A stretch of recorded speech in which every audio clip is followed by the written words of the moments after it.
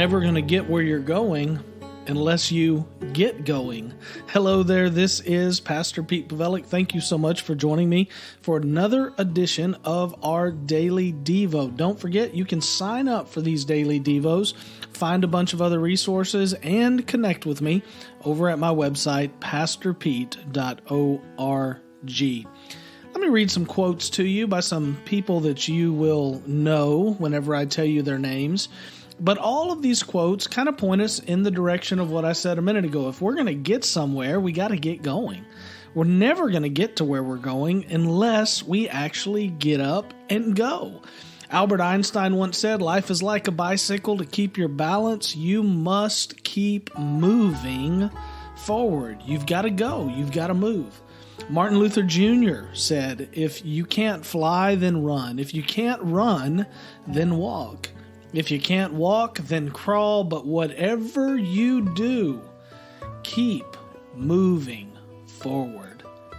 Abraham Lincoln said, I may walk slowly, but I never walk backwards. I've got to move. I've got to go in the direction I want to go, and I don't want to go backwards. I want to go forward. Henry Ford said, if everyone is moving forward together, then success takes care of itself. And this one is an unknown. I don't know who to attribute it to. Couldn't find the name of the author, but it's a good one too. The first step to getting somewhere is deciding you're not going to stay where you are. You got to get going. The first step to get somewhere is just deciding not to stay where you're at. How true are these statements? And we know they're true. If we want to get somewhere, if we want to get to where we're going, we've got to get going. The Apostle Paul said something interesting over in the book of Philippians. It's the verse that sparked this in my heart this morning, the verse that I've been thinking about today. He said this in Philippians chapter 3, verse 13. Brothers and sisters, I do not consider myself to have taken hold of it, but one thing I do, forgetting what is behind and reaching, straining forward to what is ahead, I pursue as my goal the prize promised by God's heavenly call in Christ Jesus. Forgetting what's behind and reaching forward, moving forward to what is ahead. Listen, I don't know what the past week, the past month, or the past year has brought to your life.